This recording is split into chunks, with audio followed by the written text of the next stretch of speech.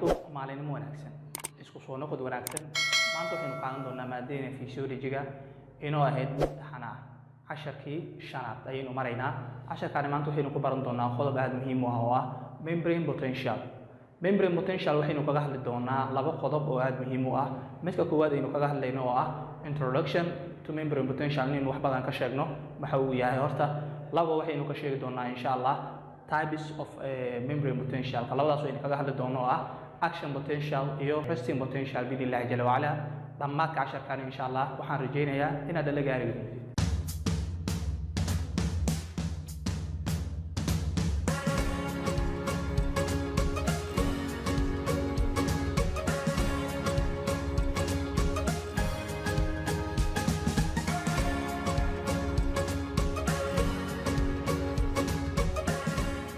ugu horeyn aynu ku bilaabno waa maxay membrane potentialkani waxa uu ka mid yahay socodyada qaar ee ka dhaca membraneka ama cellska ka dhaca inta badan waxa la gudbiyo ama la socodsiyo waa charges ama electrical potential ayaa inta badan dhaca oo ah in la socodsiyo charges haddaba markaynu ka bilaabno waa maxay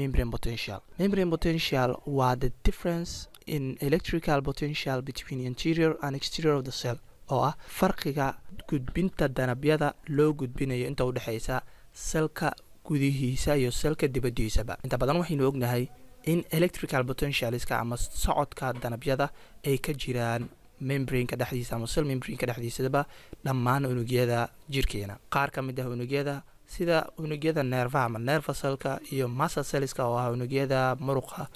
waxa ay inta badan awoodaan in ay dhaliyaan ama ay sameeyaan waxa ay awoodaan in ay dhaliyaan isbedel degdegsiimo leh kaasoo ka kooban fariin isugu jirta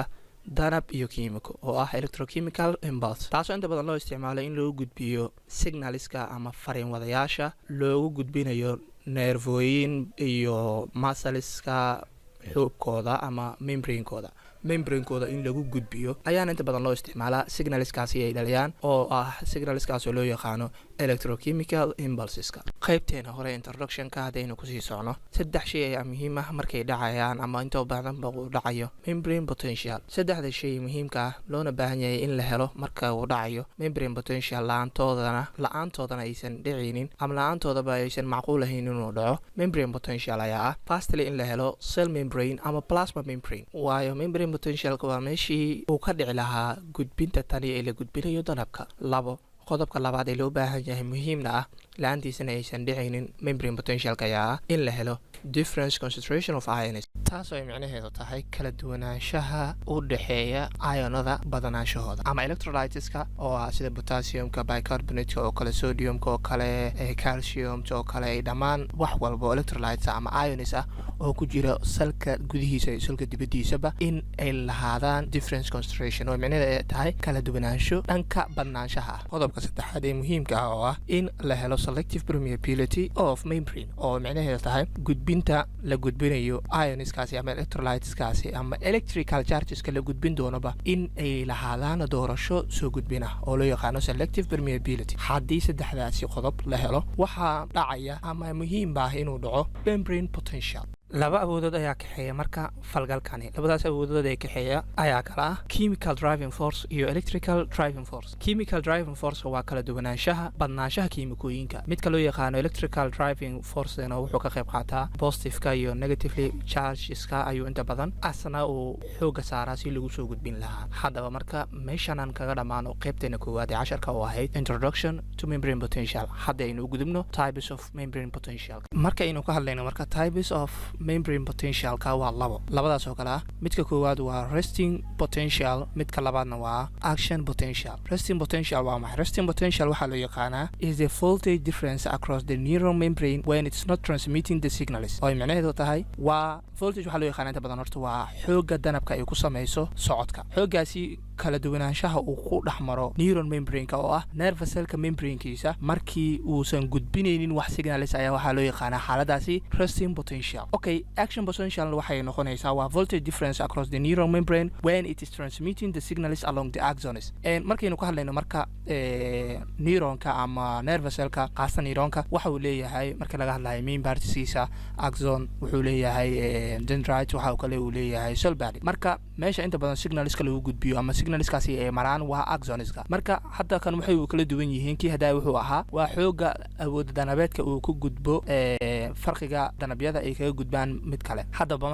marka waxay noqonaysaa in ay tahay action potential ay kaga duwan tahay resting potential in tii hadaayaysan transmitting sameynaynin ay stable ahayd oo resting position ay ku jirtay midda tanna ay sameynayso actionkay sameynayso waa maxay waxay sameynaysaa mar waxa way ziyaadinaysaa falgalka ay ziyaaday thresholdga wuxuu noqonayaa polarized marna wuxuu noqonayaa depolarized waynu arki doonaa sabarada inoo soo socda insha Allah ama qaybta kale aynu ku sharxino labadaas state aynu ugu gali doonaa. haddaba ogaa marka action potential oo qeexid waa qayb ka mid ah membrane potentialka, resting potential waa qayb ka mid ah. labadaasina sida ayaa lagu kala saaraa. mid waa resting position ayuu ku jira oo dhaqaaq ma sameeyo, macnaheedu ay tahay wax fariin ah ma gudbinayo, selka waa normal. balse midkan kale waxa uu gudbinayaa neuronka qaasatan axonska iyo waxa uu ku gudbinayaa signalis ayuu ku gudbinayaa. intaasi ayay ku kala duwan yihiin. sawirkan yar aynu ku gunaanudno casharkeena maanta. sawirkan hadda sidaad uga jeedid waxa uu ka kooban yahay qayb kore oo ah qaybtii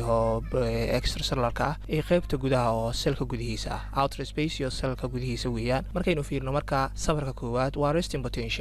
potentialkani selka uu ku jiro dibadiisa waa positive charge, gudahana waa negative charge. hadda waa resting potential, wax dhaqaaqa ma jiro. qodobka labaad aynu fiirno action potential ayaa jiro oo meesha ka dhacaya. action potentialkaas waa maxay? banaanka waxaa laga soo daldalayaa potassiumtii banaanka taalay ayaa gudaha la keenaya, waxaana qaar ka mid ah banaanka in la geeyay waxaa la soo daldalaya horta action potential. hadda waxaa jiro depolarization. qodobka labaad waa action potential waxaa sii socdo repolarizationkaas oo ah hadiiba la soo daldalay sodium waxaa banaanka in la geeyay ay tahay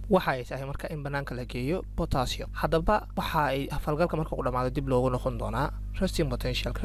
si loogu noqonaya waxaa booskeeda lagu soo celinaya potassium, banaankana waxaa lagu badinayaa sodium ayaa outer space ka lageynaya, gudahana waxaa kusoo noqonaya potassium. hadda marka waxaa falgalkii uu kusoo noqday resting potential. sawirkeena haddaynu markaa mar labaad sharxaad isku celino, qaybta kore dhan waa outer space-ka, qaybta hoos soo jirtana waa selka. marka selka qaybta kood waxa uu ka bilowdaa resting potential oo ah wax socda ma jiro falgal ah. hadda waa zero ama no signaling oo socdo oo voltage sameynaya ma jiro. action potential ayaa bilowday. action potentialkaas bilowday marka wuxuu sameynayaa sodium badan ayuu kusoo daldalayaa selka gudihi. potassium tii ayaa idin waxaa la sameynayaa repolarization ayuu sameynaya maadaama sodium gudihi la soo geliyay waa ay bateen. maxaa batay? sodium tin waa ay ku badan tahay, potassium waa ay ku soo badan. sidaa darteed potassium ayaa banaanka la geynaya. hadda markii uu falgalka meeshaasi barayo waxaa la sameeyaa marka isku dheelitiranki ku equilibriumki oo ah in lagu celiyo resting potential. falgalkan markuu sidaan u dhacayo marka waxaa loo yaqaanaa action potential iyo resting potential. casharkeeni waxaan filayaa inaad si fiican u fahantay. casharka ku xiga intaynu ku kulmayno ee isla maadadani physiology-ga waxaan idinkaga tegayaa